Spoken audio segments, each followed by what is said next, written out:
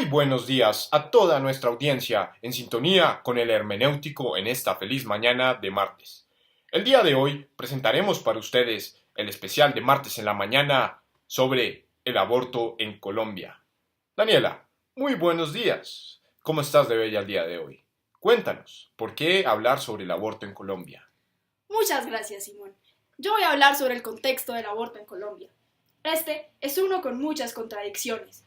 Aunque la población es mayoritariamente devota a la Iglesia Católica, y aunque en el pasado este haya sido penalizado en todas las circunstancias, las estimaciones sostienen que en Colombia suceden alrededor de 400.000 abortos inducidos anualmente. Increíble, unos números aterradores. Pero, según entiendo, el aborto no es ilegal del todo, pues actualmente esto se encuentra regulado por la sentencia C-355 de 2006. Cuéntanos, Daniela, ¿qué sabes con respecto a esta sentencia? Esta sentencia surgió por el caso de Marta Zulay González. En el año 2005, contra todo pronóstico, ya que se había practicado una ligadura de trompas para no tener más hijos, quedó embarazada.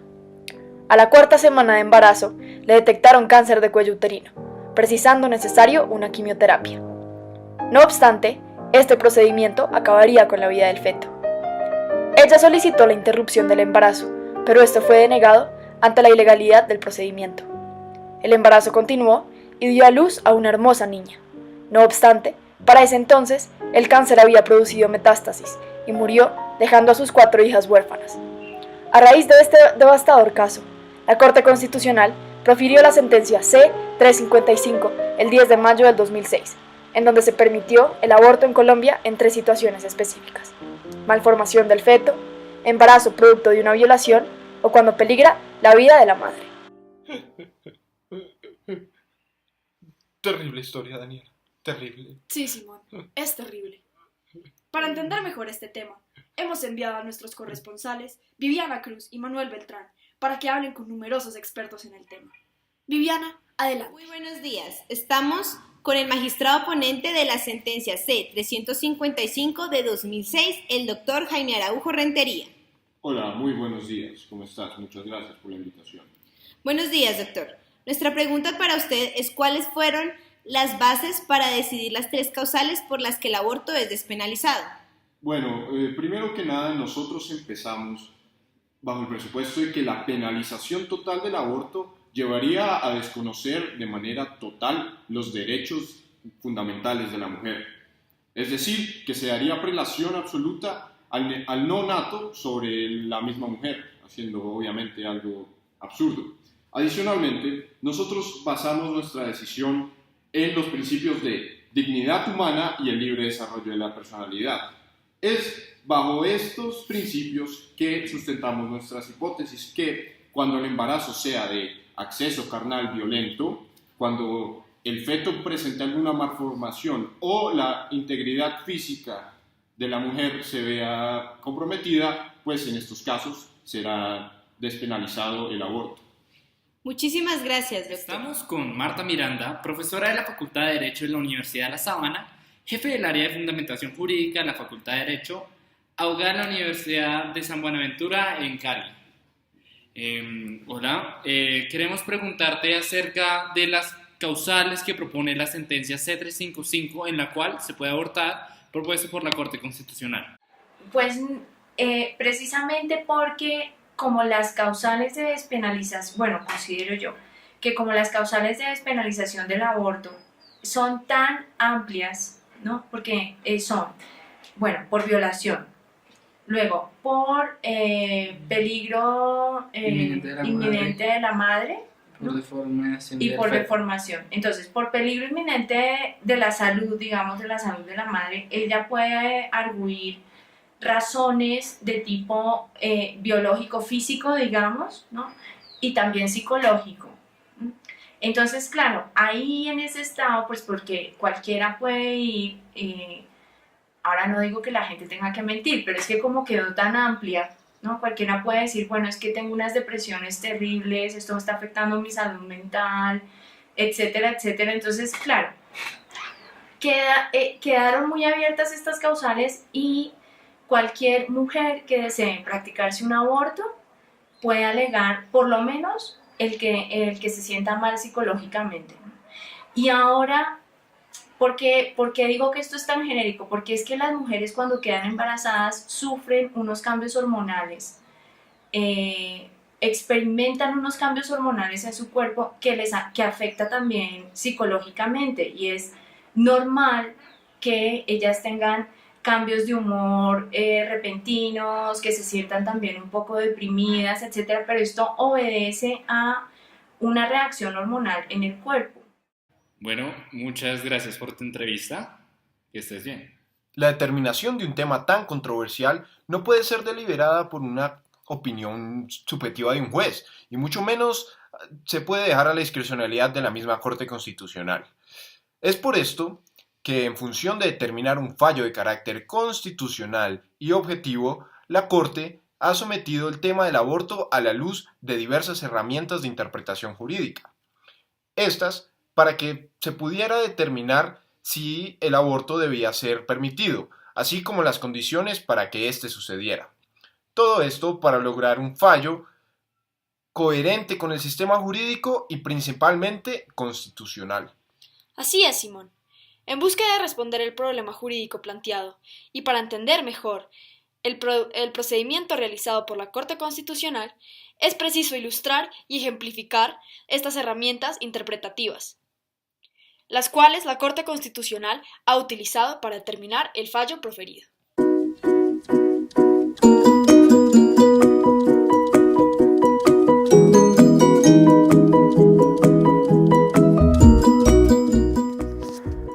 Existen muchas finalidades normativas, es decir, cada norma tiene un propósito o fin, el cual busca proteger. Aún así, existen casos en donde dos o más normas se encuentran en conflicto.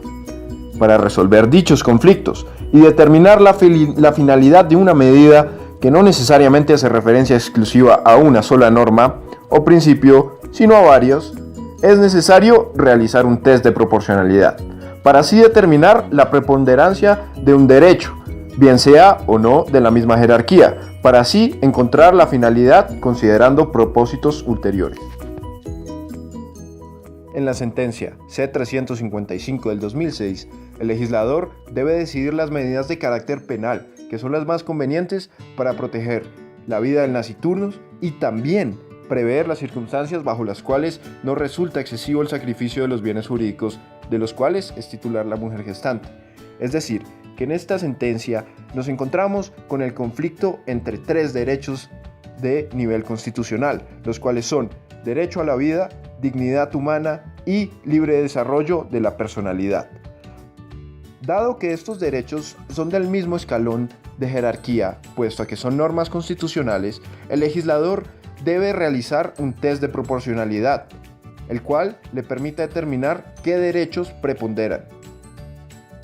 En la sentencia, podemos evidenciar claramente en el inciso mostrado cómo el legislador realiza un test de proporcionalidad para determinar qué derechos preponderan sobre cuáles. Debería ser el derecho del no nato a la vida innegable frente a los derechos de la mujer gestante. Como bien lo menciona, la situación desde la perspectiva constitucional durante los primeros meses de embarazo es que en ese momento solo hay potencialidad de ser y los derechos constitucionales de la mujer pesan mucho más. La imposibilidad de interrumpir un embarazo en casos terapéuticos o de violación también impone una carga constitucionalmente imposible de defender a las mujeres que viven en situaciones extremas. Una solución que no tenga en cuenta estos elementos representaría una restricción desproporcionada de los derechos constitucionales de la mujer. Pese a que se reconoce como el derecho fundamental a la vida algo inviolable en la Constitución, como podemos evidenciar en el test realizado por la Corte Constitucional, podemos ver cómo se determina bajo una ponderación la prelación de los derechos constitucionales de la mujer gestante, pero esto únicamente en las primeras etapas de los meses de embarazo.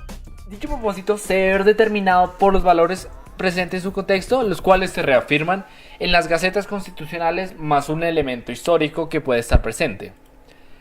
Como hemos visto, a través del aborto ha tenido un gran impacto social y que tiene un gran contexto dentro de nuestra sociedad. De acuerdo a eso, podemos determinar que la intención del legislador en materia penal es la que tiene la intención de sancionar en diferentes grados de tiempo para que así se entienda la gravedad del delito punible. La Corte, en el caso en materia de aborto, registró que el legislador, en ejercicio de su libertad de configuración, decidió darle distinto tratamiento punitivo, atendiendo a las distintas especificaciones, modalidades, etapas que se producen a lo largo del curso vital, siendo para estos efectos el nacimiento un hecho relevante para determinar la intensidad de la protección mediante la graduación de la pena. Antes de mencionar cómo la Corte usó las herramientas de textualismo y estructura para mencionar una consideración, primero cabe repetir que en el tema de textualismo es un método en que consiste en entender las expresiones del texto en sentido natural y obvio que en ellas tiene un lenguaje ordinario o técnico, usualmente utilizado en las respectivas áreas de conocimiento. Es decir, son juristas tradicionales que se aferran a lo que el texto de la ley dice. Entonces, el textualismo es básicamente basarse en el texto gramatical de la norma. Y por el tema de estructura, ahí nos estamos refiriendo a la totalidad del sistema jurídico, es decir, de manera holista, para así inferir o extraer los principios definidos por el conjunto de normas.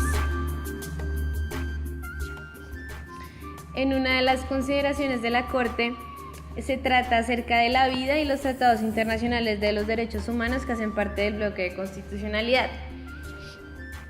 En dicha consideración encontramos citados muchos artículos respecto al Pacto Internacional de los Derechos Civiles y Políticos, también citan artículos de la Convención sobre los Derechos del Niño, también citan sentencias, también habla sobre la protección de los derechos humanos del sistema interamericano y a partir de todos estos artículos que cita la Corte, usa el textualismo para referirse al principio de la vida.